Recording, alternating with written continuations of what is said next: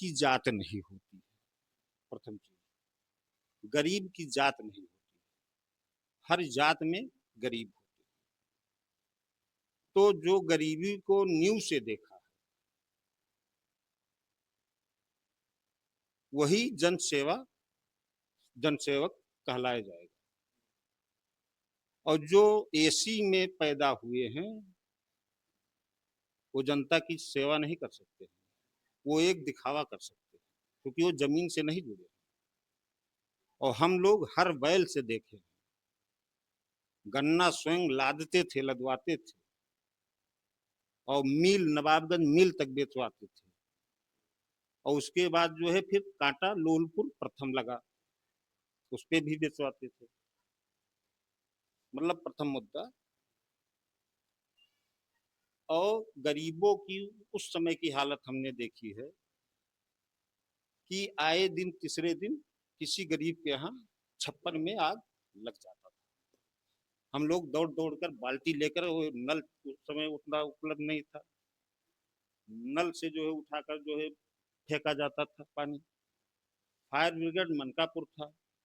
उस समय मोबाइल की कोई व्यवस्था नहीं थी कि उनको कॉल किया जाए या आ सके।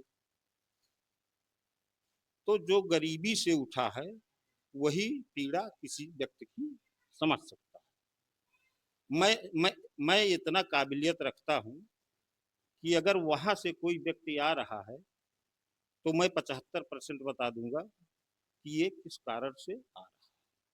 इतना तजुर्बा है। कई पुस्तों से आपने समाज सेवा में आपके कई पुस्तों में प्रधानी रही है, आप भी प्रधान के रूप में लोगों की सेवा की है, और नेताजी से आप जुड़े हैं। नेताजी भी अपने दम पे आज पूरे भारत में उनका नाम है, बड़े बेबाक तरीके से आवाज उठाते हैं लोगों की, कोई भी मुद्दा हो, क्योंकि उनकी भी जहां बात आती है अपने दम पे उन्होंने भी इतना आगे बढ़े हैं, तो उनके साथ भी। जो रही बात प्रधानी की, तो प्रधानी हम पैसे के लिए नहीं लड़े थे, विपक्ष को हराने के लिए लड़े थे। और हम उस विपक्ष को हमारे पिताजी हराए कि जो कभी सांसद जी को गन्ना समेत डेलीगेट नहीं होने देता था, उसको हम चुनाव हराए। और जब उनके पुत्र लड़े, तो उनको हम हरा दिए। हमने तो अपना बदला ले लिया। और बाकी जो सरकारी निधि से आता था, वो जनता को हमने दिया। हमने इतना विकास किया।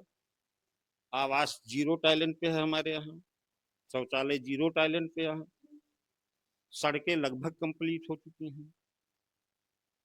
अगर कोई प्रधान बन जाएगा, तो ये उसको समझना पड़ेगा कि क्या काम किया जाए।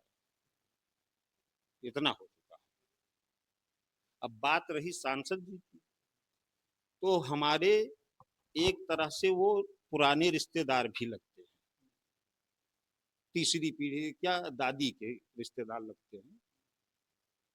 तो उसके बाद पिताजी हमारे वहीं बिश्नोहरपुर रहकर गांधी स्कूल में पढ़ते थे, और वहां से पढ़ाई करके जो है उन्होंने, टैक्सी चलती थी उस समय, टेम्पो वगैरह, तो उस समय हमारे पास 5 टेम्पो था, और सिंगल बैरुल बंदूक थाने का 11वां लाइसेंस नंबर था। और स्कूटर जो है किसी के पास नहीं था उस समय, पूरे क्षेत्र में चैलेंज है, किसी के पास